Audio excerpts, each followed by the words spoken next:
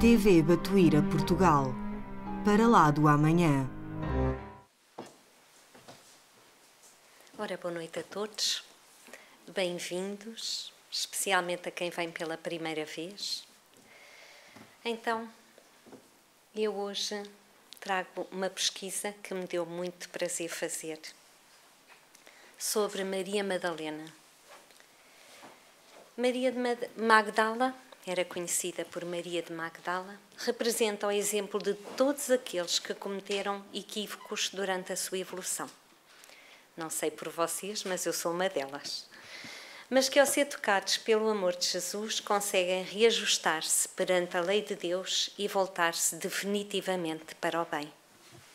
Ela esteve presente nos momentos dolorosos da crucificação, em companhia de outras mulheres, esteve também na ressurreição do Cristo, quando Jesus voltou a aparecer, e ela submeteu-se a todo o tipo de infortúnio e deixou o seu exemplo como sendo uma fiel servidora de Cristo, sem jamais desfalecer ou reclamar por algo.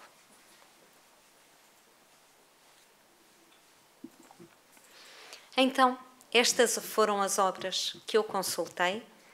Todas elas têm partes que eu fiz a chamada mantinha de retalhos para ir buscar, para ir construir a história. Todos eles são excelentes e em todos eles se vai buscar um bocadinho da vida de Madalena e não só. Então vamos começar com a narração do Evangelho de Lucas, que vai descrever a ida de Jesus à casa de Simão, o fariseu. Jesus pregara o culto da manhã numa sinagoga local e Simão convidou. Era considerado um privilégio na altura um pregador visitante ser convidado para jantar na casa dele. Jesus aceitou conforme aceitava o convite de toda a gente, independentemente da sua religião, da sua condição social. Lembro-me sempre de Zaqueu, que foi a primeira palestra que eu dei, quando ele o convida para ir à sua casa, sob o espanto até dos seus próprios apóstolos, porque era considerado um homem da má vida. Mas Jesus sempre disse que vinha para os doentes e não para os sãos. Então, um dos fariseus convidou-o para jantar com ele. E entrando na casa do fariseu, tomou lugar à mesa. Havia na... Desculpem, bem me parecia que estava uma coisa um bocadinho turva por aqui. Esqueço-me sempre dos óculos, peço desculpa. Sim, de repente comecei a ver melhor. Um dos fariseus convidou-o para jantar com ele. E entrando na casa do fariseu, tomou lugar à mesa. Havia na cidade uma mulher que era pecadora.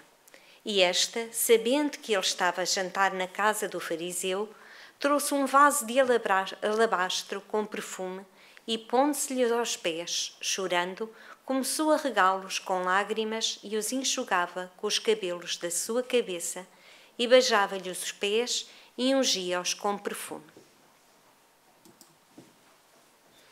Ao ver isto, o fariseu que o convidara dizia consigo: se este homem fosse um profeta, saberia quem é que toca e que sorte de mulher é, pois é uma pecadora. Então Jesus disse ao fariseu: Simão, tenho uma coisa para te dizer. E ele respondeu: dize-la, mestre. Certo credor tinha 2 devedores. Um lhe devia 500 denários e o outro 50. Não tendo nenhum dos 2 com que pagar, perdoou a dívida a ambos. Qual deles, portanto, o amará mais? Respondeu Simão: suponho que aquele a quem mais perdoou. Replicou-lhe: julgaste bem. E virando-se para a mulher, disse a Simão: vês esta mulher? Entrei na tua casa e não me deste água para os pés, mas esta me os regou com lágrimas e os enxugou com os teus cabelos. Não me deste ósculo, ela, porém, desde que entrou, não cessou de beijar-me os pés. E não ungiste a minha cabeça com óleo, mas esta, com perfume, ungiu os meus pés. Na altura, havia certas tradições. Como ele tinha convidado Jesus para comer em sua casa, só que ele não foi com o desejo de o ouvir ensinar, não. Ele já estava satisfeito com o seu conhecimento sobre a lei. Ele queria apenas testar Jesus. Ele não tinha a mínima intenção de honrá-lo, pois não recebeu como era costume na época. Era costume entre os judeus, ao receber a visita, saudar com um beijo de paz e amizade, como sinal de reverência e sujeição. E era costume providenciar água para lavarem os pés. Também era costume ungir a cabeça com óleo, porém nada disso ele fez. E tudo isso ela fez, com reverência, com amor e com simplicidade. Por isso te digo, perdoados lhe são os seus pecados, que são muitos, porque ela muito amou. Mas aquele a quem pouco se perdoa, pouco ama. E disse à mulher: perdoados são os teus pecados. Os que estavam com ele à mesa começaram a dizer consigo mesmos: quem é este que até perdoa pecados? Mas Jesus disse à mulher: a tua fé te salvou. Vai-te em paz. É a própria Maria Madalena que nos conta, na primeira pessoa no livro Eu Fui um dos 70. É um pequeno livro. Este livro, eu tenho muita estima por ele, porque quando eu estava a pesquisar há uns anos também sobre Maria Madalena, o Sr. Orlando deu-me este pequenino livro. E ele é pequenino em tamanho, mas grande em conteúdo. Ele narra-nos a história de São Lucas. Ele era um médico e foi precisamente um dos 70 escolhidos por Jesus para divulgar o Evangelho. E esta passagem fala do encontro de São Lucas com Maria Madalena. E é ela que vai narrar então a história dela. E diz-nos: nasci aqui mesmo em Magdala, onde os meus pais possuíam uma pequena estalagem para pernoite de tropeiros e caravaneiros a caminho de Bagdá ou de Antioquia, ou que seguiam para sul em demanda de Jerusalém. Magdala era um povoado situado na Palestina e estava à beira de um lago, o Tiberíade. Por isso deram-lhe o cognome de Madalena a ela, precisamente porque Magdala, ela era Maria de Magdala, ficou Maria de Madalena. Ela conta que servia aos hóspedes desde os 8 anos e já na altura falava de coisas muito profundas para a sua idade. Passou a ser conhecida como a estalagem da Maria. A sua popularidade foi tal que a estalagem depressa se transformou num castelo. E tinha 11 anos quando o pai dela morreu. A mãe casou-se meses depois e o negócio ainda se expandiu mais. Mas depois a mãe também faleceu. E meses mais tarde faleceu também o seu padrasto. Portanto, ela muito novinha ficou sozinha. E ficou sozinha à frente de tudo e nem sempre, com ninguém para a guiar, ela fez as melhores escolhas. Ela ouvira as pregações do Evangelho do Reino, não longe da vila principesca onde vivia, entregue aos prazeres em companhia de patrícios romanos, e tomara-se de admiração profunda pelo Messias. Ela várias vezes tentava procurá-lo, mas diz que nunca tinha conseguido, porque ela diz que só hoje tive forças para vencer as correntes que me impedem de aproximar-me do Mestre. Conta-lhe um episódio que se passou com ela quando ia na rua. Diz que lhe apareceu uma menina de 11 anos à sua frente que cantava e que saltitava. De repente caiu e bateu com a cabeça. Ela foi acudi-la e passou-lhe a mão pela cabeça e ela agradeceu-lhe, dizendo que só o passar a mão pela sua cabeça lhe tinha tirado a dor. E disse-lhe que se encontrava ali porque tinha um recado para lhe dar. Um recado? Um recado ou mais do que isso. Uma ordem que a senhora deve obedecer esta noite. Logo depois do pôr do sol, a senhora deve escolher o mais precioso dos seus perfumes e levá-lo à casa de Simão, em Cafarnaum. para ofertar ao hóspede que ele vai receber para a ceia. Como é que ela iria à casa de Simão, que era tão inflexível? Ele nunca ia admitir na sua casa uma pessoa como ela. Ela recolheu-se aos seus aposentos e diz que sempre que pensava num bom argumento por ir, que era derrubada por 7. E porquê 7? Já vamos ver. Só depois de se concentrar em oração é que conseguiu sair à procura do Mestre. Decorrida uma noite de grandes meditações e antes do famoso banquete em Naim, onde ela ungiria publicamente os pés de Jesus com os bálsamos perfumados do seu afeto, notou-se que uma barca tranquila conduzia a pecadora a Cafarnaum. Pecadora, nesta altura, por acaso achei muito interessante, pecadora não era só alguém que era mulher da vida, como se costuma dizer. Era também qualquer pessoa que não cumprisse os mandamentos. As mulheres da altura, para os judeus. Porque na altura a mulher tinha que andar com fatos da cabeça aos pés. Bastava andar com qualquer coisa descoberta, já era uma pecadora. Não podia falar com estranhos na presença, estando sozinha. Havia uma série de imperativos que ela não podia fazer. E então, qualquer pessoa que falhasse a qualquer dessas inúmeras normas que havia, inúmeras regras, já era considerada pecadora na altura. A consciência dela pedia-lhe que fosse. Sentia-se seduzida pela generosidade de Jesus. Jesus tratava sempre a multidão com especial carinho. Nunca desprezara as mulheres da vida equívoca que o cercavam. Se possível, ela desejaria trabalhar na execução das suas ideias puras e redentoras. Propunha-se a amar como Jesus amava e sentir os mesmos sentimentos sublimes. Se necessário, ela saberia renunciar a tudo. Maria de Magdala então penetrou um umbral da humilde residência de Simão, onde Jesus parecia esperá-la, tal a bondade que a recebeu com um grande sorriso. Senhor, ouvi a vossa palavra consoladora e venho ao vosso encontro. Tendes a clarividência do céu e podeis adivinhar como tenho vivido. Sou uma filha do pecado. Todos me condenam. Entretanto, Mestre, observai como tenho sede do verdadeiro amor. A minha existência, como todos os prazeres, tem sido estéril e amargurada. Maria de Magdala foi simplesmente ao encontro de Jesus tal como estava. Ele jamais lhe impôs qualquer exigência, qualquer mudança de comportamento, tão condenado, apesar de ser tão condenado o comportamento dele naquela época. Mas Jesus aceitou-a tal como ela era.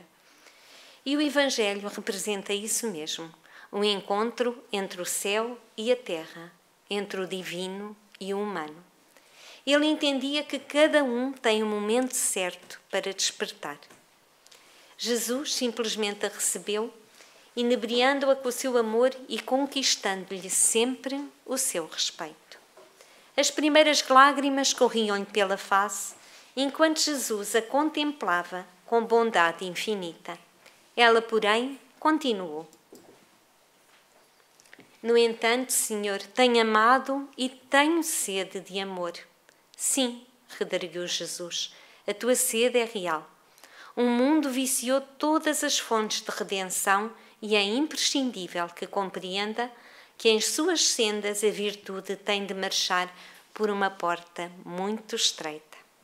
A virtude, infelizmente, hoje em dia no nosso planeta, tornou-se na porta larga da conveniência.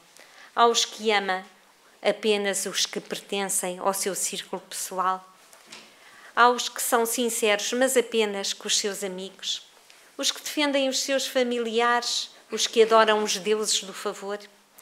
Aquele que verdadeiramente ama conhece a renúncia suprema e todos os bens do mundo e vive feliz. Porque enquanto nós estamos mais virados para a parte material, vamos sempre estar mais longe da parte espiritual, porque quando nos começamos a desligar da matéria, começamos a dar outro valor, de facto, às conquistas do coração. Temos também que trabalhar em nosso favor, porque se não nos ajudarmos, também não podemos ajudar ninguém, e em favor do próximo, mas sempre trabalhar sem esperar retribuição. Sabemos que no final não é entre nós e os outros. Nós ainda julgamos muito e ainda tomamos muita atenção o que é que os outros podem pensar de nós, não é? Ainda vivemos muito para o outro, que acaba por ser o nosso espelho. Mas, no final, é sempre nós e Deus. E Jesus diz-lhe: Maria, levanta os olhos para o céu e regozija-te no caminho, porque escutaste a boa nova do reino e Deus te abençoa as alegrias. Acaso poderias pensar que alguém no mundo estivesse condenado ao pecado eterno? Onde então o amor do nosso Pai? Sentes hoje esse novo sol a iluminar-te, o destino. Caminha agora sob a sua luz, porque o amor cobre uma multidão de pecados.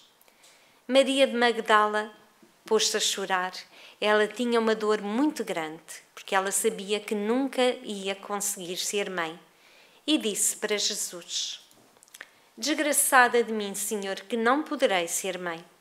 Então, atraindo-a brandamente a si, o mestre acrescentou: E qual das mães será maior aos olhos de Deus? A que se devotou somente aos filhos da sua carne, ou a que se consagrou pelo Espírito aos filhos de outras mães? Maria sentira-se amparada e a palavra de Jesus despertara. Ele convidava a ser mãe dos seus irmãos em humanidade. Ela disse-lhe que a partir dali renunciaria a todos os prazeres fugazes do mundo. Queria adquirir o amor universal que ele ensinava. Adquiria como filhas as pessoas como ela. Ampararia doentes, aleijados, leprosos, todos os menos afortunados.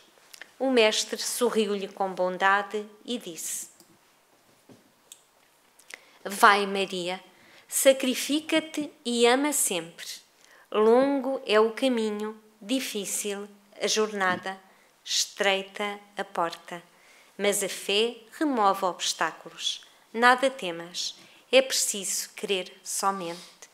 Porque quem crê no Pai, confia. E quem confia não tem medo e segue à frente. Então, Maria chorou longamente, embora não compreendesse ainda o que pleitava o profeta desconhecido. Entretanto, o seu convite amoroso parecia ressoar-lhe nas fibras mais sensíveis de mulher. Jesus chamava os homens para uma vida nova. Não se encontra nos Evangelhos melhor transformação de reforma interior do que a Maria de Magdala, porque ela lutou contra os desafios maiores que há, que são os vícios, não é? E para vencer os vícios é preciso uma decisão firme e inabalável. Nós sabemos que Kardec nos diz no Livro dos Espíritos que para vencer as nossas más tendências que basta ter vontade. Mas nem sempre é assim, não é? Pelo menos no estágio em que nos encontramos, nem sempre temos tanta vontade ainda assim, não é? Eu por mim falo. Por exemplo, digo sempre, não vou comer mais doces. É verdade. Não vou comer mais doces. Faz mal, engorda, não sei o que, não sei o que mais. Não como durante um dia ou dois. Depois, está ali um bolinho a rir-se para mim, pronto, lá vou eu. Pecado da gula, não é? Mas Madalena lutou contra terríveis viciações e ultrapassou-as a todas e fê-lo sem vacilar. Ela mais tarde procura Jesus para lhe agradecer. Eu sou aquela que dias atrás o mestre livrou de muitos pecados na casa de Simão, o fariseu, e saí aturdida sem ao menos agradecer-vos a grande graça. Vim hoje manifestar-vos a minha imorredora gratidão. Jesus olhou-a com bondade e afirmou: E mais ainda, vieste para dizer-me que de hoje em diante, toma bem atenção, de hoje em diante estás disposta a seguir os meus passos ao lado de tantas piedosas mulheres que me acompanham.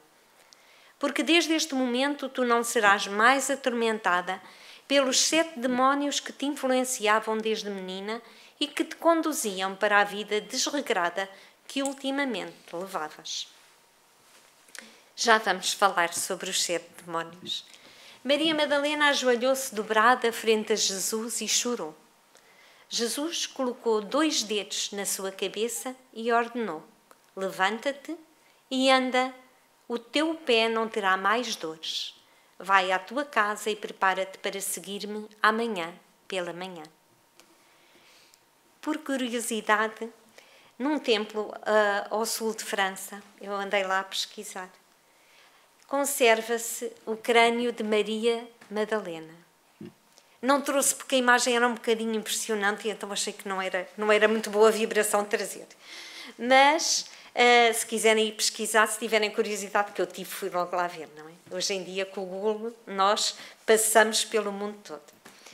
E então, diz que o crânio conserva os sinais dos dedos do Messias quando lhe pôs a mão na cabeça. Portanto, de facto, nós ainda não sabemos nada, não é?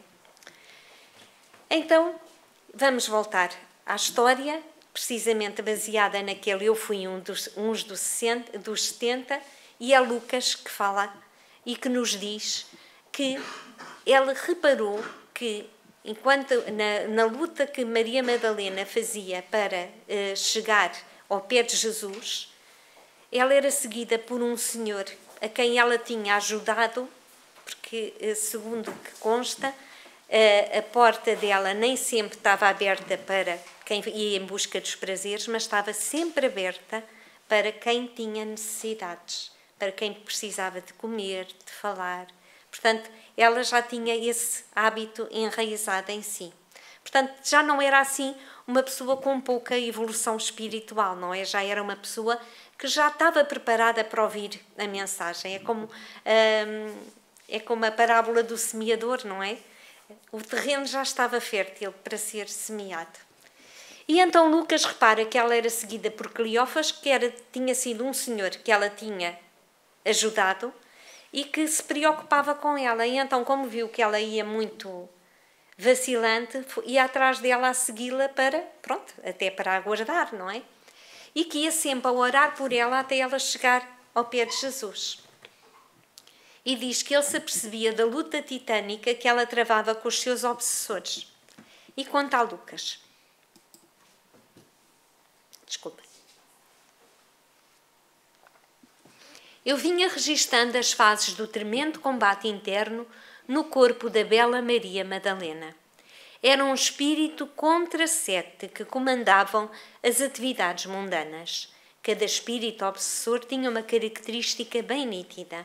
E Cleófas, eu acho que é assim que se diz, Cleófas, descreve-os um a Lucas. E então, os espíritos que acompanhavam Maria Madalena eram estes. Uma bela jovem que diz que lhe distorcia os olhos, o rosto e lhe esbugalhava os olhos enquanto ela se esforçava para chegar ao Messias. Uma nobre princesa e que trazia consigo uma multidão de servos submissos prontos para qualquer incumbência que lhes solicitasse. Um espírito versado em línguas, esse era dos menos malévolos, que lhe permitia aprender com facilidade e corretamente os idiomas de todos os povos das redondezas. Um espírito formado na arte de bem receber. Era outra entidade menos agressiva que a ensinava na arte de receber bem e de arranjar sempre novas formas de entretenimento. Uma cantora de idade avançada que diz que queria cantar com uma voz de 20 anos, por isso andava junto a ela. Uma dançarina grega que se recorria dela para recordar os seus dias de sucesso e, por fim, um príncipe viciado nos prazeres carnais. O chefe do grupo era esse príncipe. Cleófas, seguindo Madalena, sempre em oração constante, até que ela chegasse junto do Messias.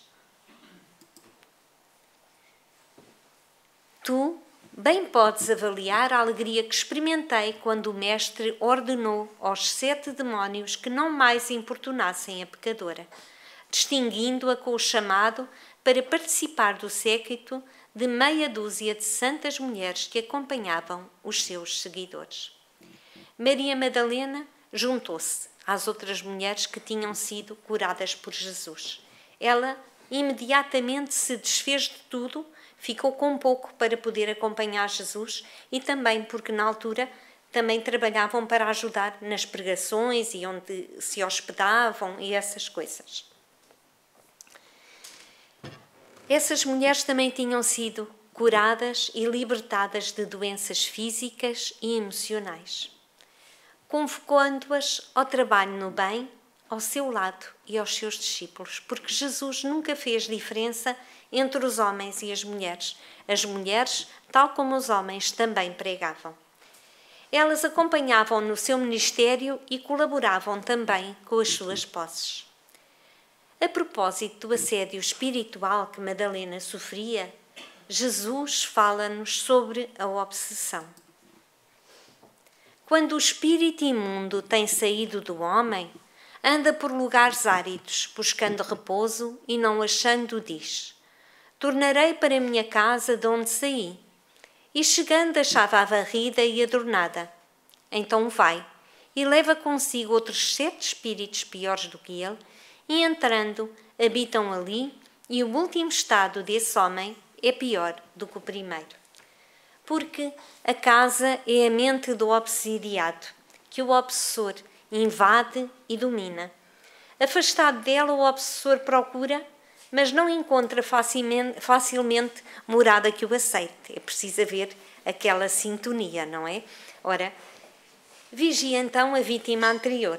Se a apanha em vigilante, é o caso dos meus bolinhos, e com mesmos defeitos que facilitavam agir sobre ela, é como se encontrasse a casa já varrida, não é? E desocupada, e adornada, e atraente para ele.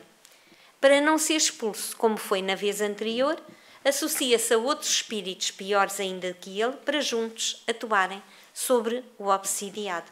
Portanto, isto acaba por ser um ciclo vicioso, não é? Muitas vezes nós pensamos, vou fazer um tratamento à casa espírita, vou limpar-me dos obsessores, ok? Mas eu mudei a minha maneira de pensar, mudei os meus vícios, as tendências que eu ainda tenho menos más, não é? Ora, se não mudo, é como o Sr. Orlando diz, chegamos lá fora, a casa vai limpa e arrumada, não é? Mas chegamos lá fora e pronto, eles voltam outra vez e ainda com mais força porque, pronto, como está limpinha, tem mais espaço, não é? Porque para não voltar a ser obsidiado, temos que fazer a nossa reforma íntima, renovar-nos moralmente e esforçar-nos por progredir espiritualmente. Pode tornar-se um exemplo da vida cristã qualquer um de nós e vir a ser um trabalhador na seara de Jesus. Foi o que aconteceu com Madalena. Transformou-se na figura de mulher que seguia os passos e ensinamentos do Rabi Galileu. Onde quer que o mestre se apresentasse, aquele vulto de mulher o seguia, pois agora encontrara o homem da sua vida, o homem Jesus. Sucumbira e deixara-se conquistar pelo amor incompreendido. Diluíra inteiramente o seu ser na maior manifestação de amor que o mundo jamais conheceu, o amor de Jesus. Maria de Madalena serve de exemplo a todos aqueles que desejam percorrer o caminho da reforma íntima. Ela desfez-se das vantagens que a vida material lhe ofereceu. Ela dedicou-se inteiramente aos ensinamentos de Jesus. Maria não pôde resistir a tão grande amor e em apenas um dia transformou-se em mensageira da ressurreição. E é precisamente aí que a vamos encontrar. Quanto mais contempla a cruz onde sofre o seu Senhor, mais se abraça a Maria Santíssima, sua mãe, e uma outra mulher, também de nome Maria, tia do Salvador. Assim abraçadas, as três Marias dividem a sua dor no aconchego da amizade solidária. Lembremos que os apóstolos, tirando João, todos eles não apareceram na crucificação de Jesus, mas estas abnegadas mulheres seguiram-no todo o percurso e ficaram lá até o seu corpo ser retirado da cruz. A sua dor era a mesma, mas a dor tem nuances próprias. Cada uma estava mergulhada nas suas lembranças.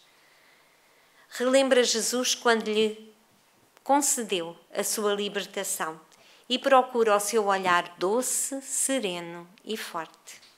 Diz que era um olhar capaz de curar com os seus transcendentes raios de amor as almas dos homens que se deixavam adormecer em erros e equívocos diversos. Era a época da Páscoa, que festejava a libertação daquele povo. Ela, piedosa, pensa na prisão que aqueles homens acabavam de construir para si mesmos naquele momento histórico. Porque aquela não era a cruz do Cristo. Era dos homens enlouquecidos que gritavam pela libertação de Barrabás.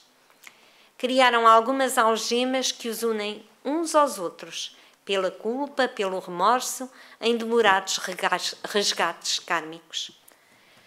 Todos se vão embora, mas elas permanecem. Não se sabe por quanto tempo ali ficam. Elas, as suas lembranças, as suas saudades, velam com carinho o Senhor. Mais tarde, o Evangelho de João diz-nos que Maria Madalena foi ao sepulcro de madrugada, estando ali escuro, e viu a pedra removida do sepulcro. A sua alma diz que também estava na escuridão, para onde a dor nos transporta quando passamos por momentos de grande aflição. E Emanuel diz-nos que ela não perde tempo em lamentações estéreis, nem procura o sono do esquecimento, rompe os véus de emoções dolorosas que lhe embargam os passos. Não se acovarda e vai cedo ao encontro do grande obstáculo que se constituíra o sepulcro. Ela chega lá e repara na ausência do corpo de Jesus e corre a chamar Pedro e João, que também constataram que de facto o mestre não estava lá. Eles saem, mas ela permanece à procura de uma explicação. E nós, quantas vezes procedemos como os discípulos? Fugimos do cenário, mas não conseguimos fugir da dor.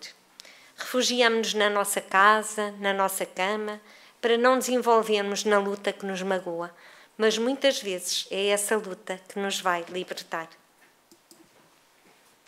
Madalena ensina-nos a participar dos problemas, a deixar que a dor em nós se gaste até que se dilua, lenta e suavemente. Perante a dor, nós podemos proceder de duas formas. Encará-la de frente, até que ela vá serenando e desvanecendo, ou fugir dela, fugir do que a fez despertar, mascarando-a na vida diária. Na segunda opção, em vez de nos libertarmos, passamos a carregar toda a dor connosco e vai-se enraizando no nosso eu mais profundo. E é aqui, muitas vezes, que vamos buscar comportamentos que geram o nosso desequilíbrio e assim vamos, por vezes, desenvolvendo doenças que nos afetam, por consequência, o nosso corpo físico. Mas Jesus dá-nos a receita para as grandes dores. Diz-nos Ele: levantai-vos e orai, para que não entreis em tentação. E o que é o levantar? O levantar é não nos entregarmos ao sofrimento. É trabalhar em favor do próximo, pois através do trabalho edificante é assim que vamos apaziguando as nossas dores e o nosso próprio sofrimento. Não é à toa que quando Chico Xavier se sentia mais deprimido, e às vezes, pronto, porque ele tinha uma vida muito difícil, não é? Emanuel dizia: vamos, Chico, vamos trabalhar. E então diz que o levava para a periferia, onde estavam os mais desafortunados, os mais pobres, com mais dificuldades. E ele diz que, olhando para aquela realidade, como é que ele podia queixar-se da sua vida? E depois temos o orar. O orar é o remédio mais salutar, pois liga-nos ao Pai, que nos ampara e que nos auxilia sempre. Porque quando oramos também entramos em vigilância, para que as grandes dores não nos desequilibrem. Porque não nos vão tirar as dores a oração, mas vão nos ajudar a suportá-las. E sabemos, não é, que quando oramos vem sempre a espiritualidade amiga, sempre pronta a amparar-nos, a auxiliar-nos, a incentivar-nos.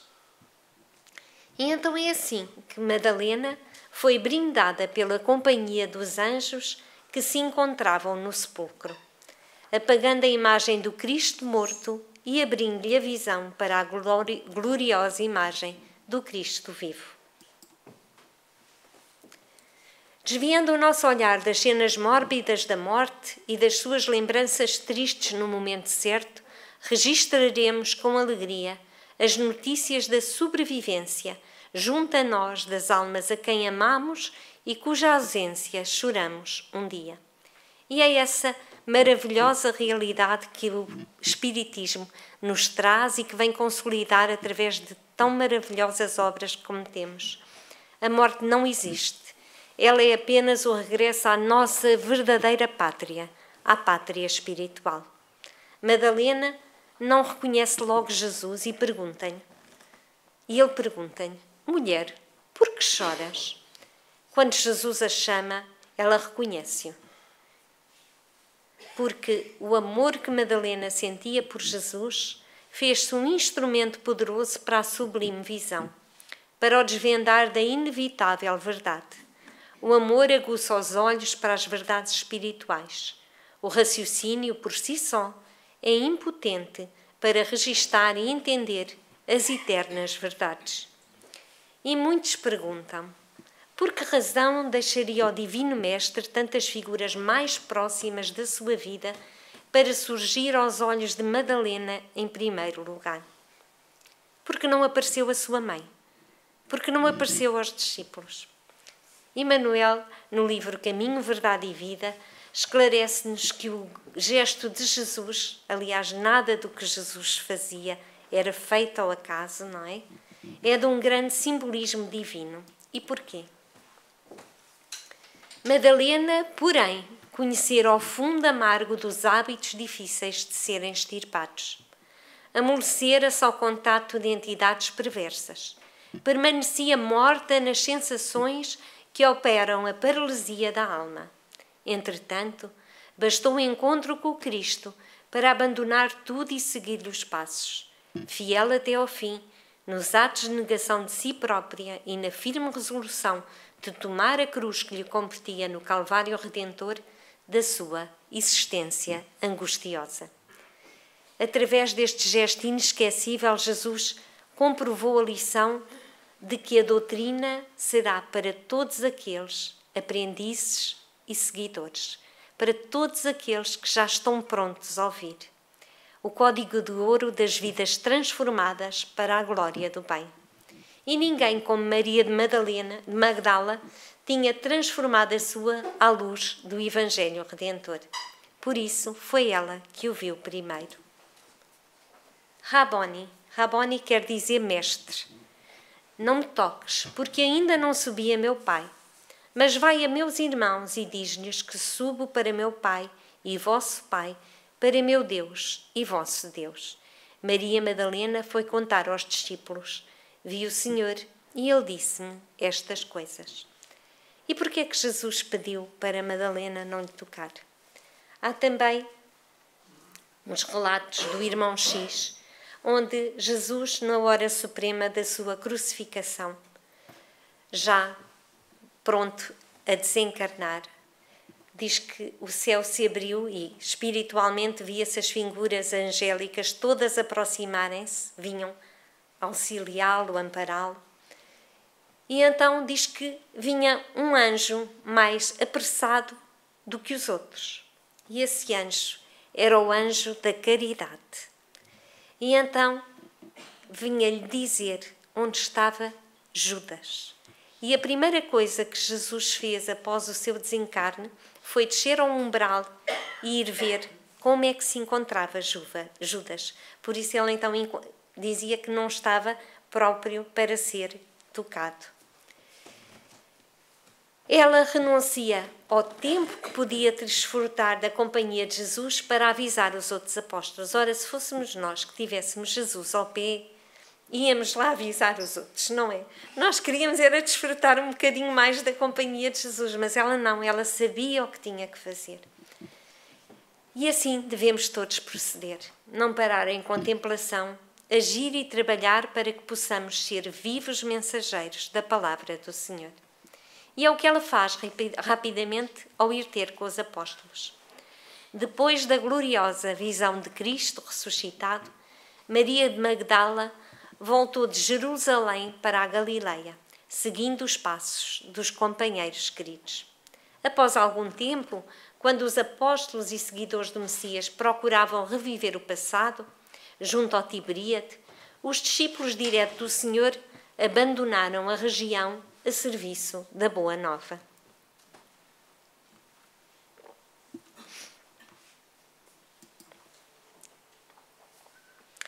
Ao disporem-se os dois últimos companheiros a partirem em definitivo para Jerusalém, Maria de Magdala, temendo a solidão da saudade, rogou fervorosamente que lhe permitissem acompanhá-los à cidade dos profetas. Ambos, no entanto, se negaram a anuir aos seus desejos. Temiam-lhe o pretérito de pecadora e não confiavam no seu coração de mulher. Maria, mesmo assim, mesmo os próprios apóstolos tinham ainda preconceito contra ela. E Maria compreendeu isso, mas lembrou-se do Mestre e resignou-se. Humilde e sozinha, resistiu. E sem nada, não é? Porque ela despojou-se de tudo. Resistiu a todas as propostas condenáveis que lhe faziam para voltar à antiga vida. Sem recursos para viver, ela trabalhou pelo seu sustento. Foi forte nas horas difíceis, alegre nos momentos de sofrimento, fiel a Deus em todos os instantes. Porque quando confiamos em Deus, sabemos que não passamos nada por acaso, não é? Deus sabe aquilo que é melhor para nós, apesar de naquele momento ser uma dor. Quantas vezes na minha vida houve coisas que eu achei que eram insuportáveis e depois vim a ver que eram para o meu bem. E conforme cada um de nós tem as suas experiências pessoais. De vez em quando ela ia às sinagogas para ouvir a palavra de Deus. Mas a Galileia, nessa altura, estava novamente subjugada pela intransigência do judaísmo. Ela compreendeu que palmilhava agora o caminho estreito, onde ia só com a sua confiança em Jesus. Aliás, diz-se que o caminho da evolução se faz sozinho, não é? Podemos estar rodeados de muita gente e uns vêm, outros vão, outros partem, outros chegam, mas o nosso caminho temos que o fazer só.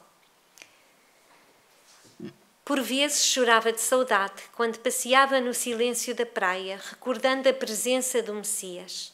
Ela contemplava as ondas mansas e confiava-lhe as suas meditações. Certo dia, um grupo de leprosos veio a Dalmanuta. Vinham da Idumeia, cansados e tristes, em suprema mandona. Eles perguntavam por Jesus Nazareno, mas todas as portas se lhes fechavam. Maria foi ter com eles, reuniu-os sobre as árvores da praia e transmitiu-lhes as palavras de Jesus. Encheu-lhes o coração de esperança com a boa nova. Mas as autoridades locais chegaram e ordenaram a expulsão imediata dos enfermos. Sabíamos que os leprosos não podiam andar nas ruas, não é? Estavam em grutas normalmente. A grande convertida percebeu também a alegria no semblante dos infortunados em face das suas fraternas revelações a respeito das promessas do Senhor, que se pôs em marcha para Jerusalém na companhia deles. Todo o grupo passou a noite ao relento, mas sentia-se que os júbilos do reino de Deus agora os dominavam. Todos se interessavam pelas descrições de Maria, ouviam maravilhados as suas palavras, eram contagiados pela sua alegria e pela sua fé, E quando chegaram à cidade, foram conduzidos ao vale dos leprosos. E Madalena foi com eles. O seu espírito recordava as lições do Mestre. E uma coragem enorme apossara-se da sua alma. Daí em diante, todas as tardes, a mensageira do Evangelho reunia a turba dos seus novos amigos e dizia-lhes o ensinamento de Jesus. Rostos ulcerados enchiam-se de alegria, olhos sombrios e tristes tocavam-se de nova luz. Maria explicava-lhes que Jesus tinha exemplificado o bem até à morte, ensinando que todos os seus discípulos deviam ter bom ânimo para vencer o mundo. Os agonizantes arrastavam-se até ela e beijavam-lhe a túnica humilde. Ela, lembrando o amor do Mestre, abraçava-os sem temor, com amor e com carinho. E o tempo foi passando e a pele dela foi-se transformando. Igualmente apareceram-lhe manchas violáceas e tristes. Ela compreendeu a sua nova situação e recordou as palavras do Mestre de que somente sabiam viver os que sabiam imolar-se. E ela, desde esse momento, quando falava nos leprosos, ela dizia nós, os leprosos, e não os leprosos. A sua alma alegrou-se por ter transmitido aos seus companheiros de dor uma migalha de esperança. Por sua causa, em todo o vale se falava do reino de Deus que podemos construir no nosso próprio coração. Os moribundos esperavam a morte com um sorriso feliz nos lábios. Os deformados pela lepra encontravam resignação nas suas palavras. Sentindo-se ao termo da sua tarefa meritória, Maria de Magdala desejou rever antigas afeições do seu círculo pessoal que se encontravam em Éfeso. Lá estavam João e Maria, além dos outros companheiros dos júbilos cristãos. Ela adivinhava que as suas últimas dores terrestres vinham muito próximas. Então deliberou pôr em prática o seu humilde desejo. E todos se vieram despedir dela, pedindo-lhe os últimos conselhos e recordações. Envolveram-na com amor e com carinho, e ela dizia-lhes apenas: Jesus deseja apenas que nos amemos uns aos outros e sejamos sempre leais a Deus. Os doentes que ainda conseguiam pedir entregaram-lhe o esforço dos seus peditórios para ela poder viajar. E as crianças abandonadas vinham beijar-lhe as mãos. Na fortaleza da sua fé, a ex-pecadora abandonou o vale através das ásperas estradas, afastando-se de misérrimas choupanas. A peregrinação foi difícil e angustiosa. Para satisfazer aos seus intentos, recorreu à caridade, sofreu penosas humilhações e submeteu-se ao sacrifício. Ela observava as feridas que lhe tinham atingido a sua beleza de outrora e alegrava-se em reconhecer que o seu espírito não tinha motivo para lamentações. Jesus esperava e a sua alma era fiel. Com muita dificuldade chegou às portas da cidade de Éfeso, mas caiu inanimada. Houve uma modesta família de cristãos que a recolheu numa tenda humilde no seu jardim. Tal como desejava, Madalena pôde ainda rever as antigas amizades, João, Maria e todos aqueles com quem tinha convivido. Debateu-se entre a vida e a morte. Uma noite, atingiram o auge as profundas dores que sentia. A sua alma estava iluminada por brandas reminiscências e, não obstante os seus olhos se acharem selados pelas pálpebras entumecidas, via com os olhos da imaginação o lar querido, os companheiros de fé, o Mestre bem-amado. De minuto a minuto ela gemia de dor, mas era amparada pelos irmãos de crença que nunca a deixaram e que lhe rodeavam o leito, sempre com preces sinceras e amigas. E o seu peito deixou de gemer. Experimentou uma consoladora sensação de alívio. Sentia-se sobre as árvores de Cafarnaum e esperava o Messias. As aves cantavam e as ondas vinham beijar-lhe os pés. Foi quando viu Jesus aproximar-se, mais belo do que nunca. O mestre estendeu-lhe as mãos e ela se posternou, exclamando como antigamente: Senhor? Jesus recolheu-a brandamente nos braços e murmurou: Maria, já passaste a porta estreita, amaste muito. Vem, eu te espero aqui. E então o seu espírito alcançou a glória e a verdadeira felicidade. Entendendo Jesus como poucos, e por essa razão o Messias apareceu-lhe primeiro a ela, após a sua volta, em espírito. Como que a dizer que, para o mundo real, a importância do sentimento de amor no trato com a vida é o mais importante que podemos ter. Ela aparece no Evangelho como uma resplandecente figura feminina a quem todos reverenciamos. Mas os séculos passam e os homens, esquecidos da simplicidade dos ensinos do Mestre, recebem novamente a mensageira da ternura. Teresa d'Ávila faz-se portadora da mensagem de Jesus e da caridade. A ternura do seu espírito para os pobrezinhos daquela época era inimaginável. E Jesus volta a convocar novamente este espírito iluminado para reencarnar no mundo entre os tempos difíceis que antecedem um novo milénio, como Teresa de Calcutá, Teresa dos pobres. Hoje, entre as estrelas brilhando, entre as constelações, a sua alma está novamente a recuperar-se na presença do Rabi da Galileia. Ela vai retornar novamente à Terra como milhares de espíritos, nossos irmãos, mais adiantados que nós, que vêm cuidar dos seus irmãos mais novos. Vem auxiliar no restabelecimento definitivo do reino do Espírito na nova era que marca a evolução do nosso planeta. E eu encontrei uma mensagem no Centro Espírita Grupo Aprendizes do Evangelho de Maria Magdala de Jaú, no Brasil. Esta mensagem é de 2010 e foi trazida durante uma palestra da comemoração do Centro Espírita. E é a Madalena que nos fala. Meus queridos irmãos, que a história cujo relato acabam de ouvir não seja motivo da mudança em cada um de vocês, mas sim a verdadeira história de amor de Jesus em mim, que é a única imagem que gostaria que tivessem a meu respeito.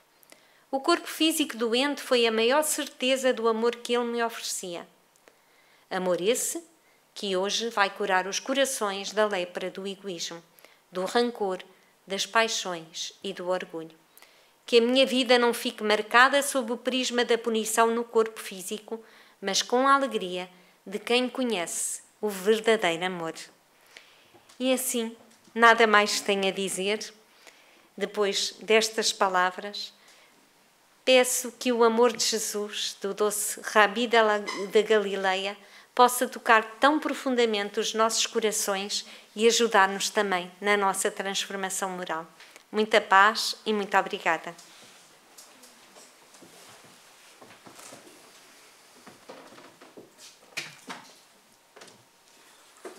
Boa noite a todos.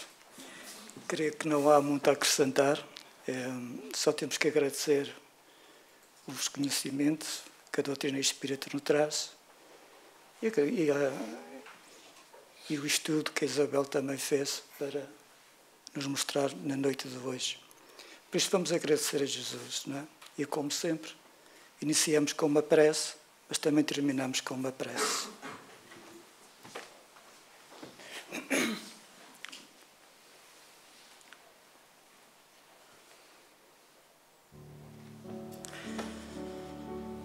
E com a imagem do nosso Mestre e Senhor Jesus em nossa mente, em nosso pensamento e também em nosso coração, a Ele nos dirigimos para agradecer a oportunidade que nos deu de nos ter trazido até esta casa, onde podemos reaprender o seu Evangelho de amor e caridade, porque o homem, ao longo dos séculos, o deturpou ou o interpretou da maneira menos correta. E hoje, graças à doutrina espírita, temos essa oportunidade de recordar os ensinamentos que Jesus nos deixou há 2000 anos. A sua doutrina de amor e caridade. E hoje, mestre querido, como aprendizes que somos do teu Evangelho, aqui estamos a aprender para que possamos praticá-lo, Senhor, dentro das possibilidades de cada um de nós, em pensamento, em palavras, em atos. E te agradecer também, mestre querido, pelas bênçãos que foram derramadas, quer no salão, quer na sala do passe.